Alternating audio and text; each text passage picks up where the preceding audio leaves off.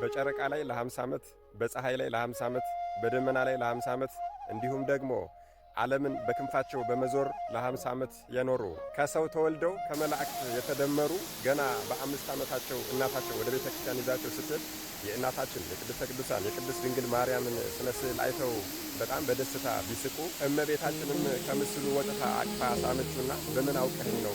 ከዚህ በኋላ የልጅ የወዳጅ አገልጋዩ ትሆናለህ፣ በምድር ላይም ለሰማይና ለምድር የሚከብድ ታላላቅ ሥራዎችን እየሠራህ ለ500 ዓመታት ትኖራለህ ያለችው ቅዱስ ስምህን የጠራ ቤተ ክርስቲያንን የረገጠ የተሳለመ የሠራ ያሰራ እንዲሁም የረዳ የገድልህን መጽሐፍ የሰማ ያሰማ የተረጎመ ያስተረጎመ መታሰቢያህንም ያደረገ እስከ 10 ትውልድ ድረስ እምርልሃለሁ የተባሉ በቃል ኪዳንህ ታምኖ በስምህ የተማጸነ ንስሐ ሳይገባ አይሞትም። መውለድ ባይችል እኔ ልጅን እሰጠዋለሁ። የገድልህን መጽሐፍ በቤቱ ያስቀመጠ እርኩሳን መናፍስት፣ ክፉ አጋንንት፣ ቸነፈር፣ ወባ፣ ወረርሽኝ፣ መልአከ ጽልመትም አይነካውም። በገዳምህ መነኩሴ ቢቀበር በሰማይ ክንፍን አበቅልለታለሁ።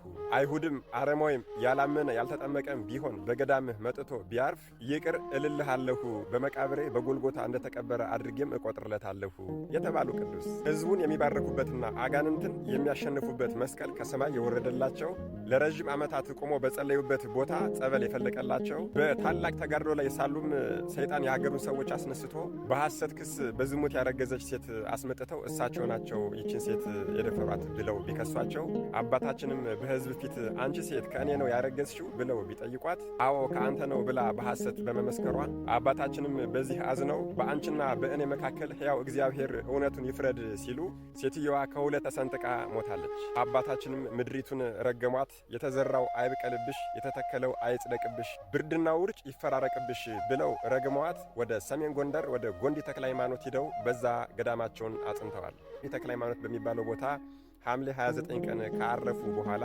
በእርግማናቸው መሰረት በመንዝና በይፋት ውርጩና ድርቁ ስለበዛባቸው አንድ የበቁ ባህታዊ ከበዓታቸው ወጥተው በሐሜታችሁ ምክንያት እጨ ዮሐንስ ስለረገማችሁ ነው ይህ ሁሉ የደረሰባችሁ። አሁንም ቢሆን ጎንዲ ተክለ ሃይማኖት ሂዱና ግማደ አጽሙን ይዛችሁ ኑ ብለው ነገሯቸው።